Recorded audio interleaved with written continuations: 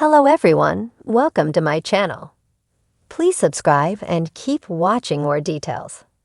The Curse of Oak Island. Scientific data narrows location of treasure to the new baby blob. The Curse of Oak Island returned last night to reveal the team has narrowed down the area, known as the blob, where they need to look for the treasure by the garden shaft. This week's episode saw Ian Spooner back in the war room. Marty Lagina couldn't hide his excitement and impatience about hearing the geoscientists' results on the data from the recent water samples.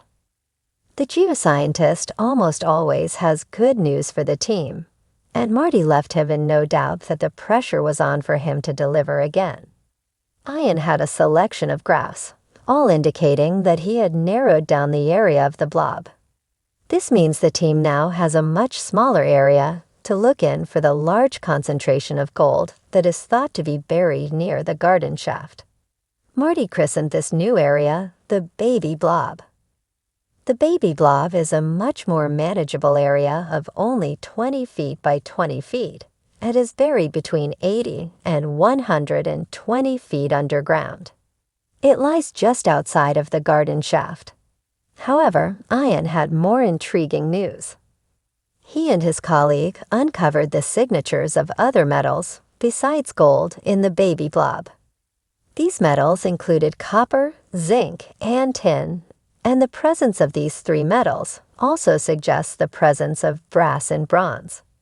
Copper and zinc combine to make brass, and copper and tin give you bronze. These precious metal combinations are significant because they suggest a concentration of different types of objects or treasure buried in the baby blob. Gary Drayton pointed out that all these metals would be found with a real treasure haul. Frankly, the fellowship and the viewers should be wary of being too excited.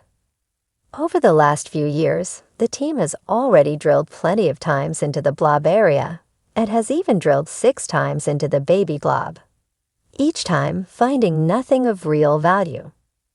The guys have been drilling in this area for the past couple of weeks, and last night they placed the borehole drill, DN9.5, over the baby blob, and still, they hit nothing. There was disappointment etched on their faces, but they tried to remain upbeat. The soil was loose in places, indicating they could be close to something. It is important to remember that it is still quite a wide area, and perhaps they just missed the treasure by inches.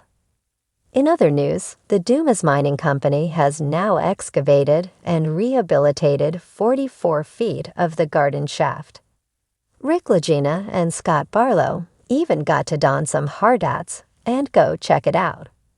Rick was super excited to realize his childhood dream of exploring under the surface. The good news is Dumas only have to dig another 40 to 50 feet, and then they'll be able to tunnel into the baby blob itself, which could finally bring the 200-year-old secret of Oak Island to a close.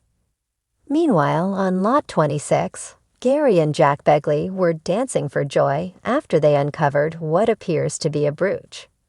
The team was super excited to discover an actual piece of jewelry. The brooch will need to undergo some rigorous testing and analysis before it can be determined how old the object is and what it's made of.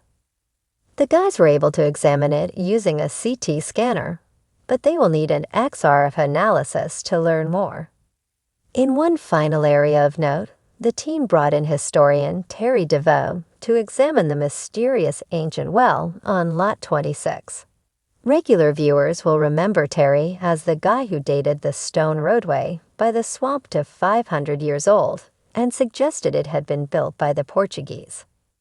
Terry didn't have a whole lot to say about the well, but he did note its similarity to a well in New Ross, Nova Scotia, about 20 miles away from Oak Island. The team visited the well at New Ross in 2016. Where they discovered markings that connected the area to the Templar Knights. All this just adds to the mystery of the well.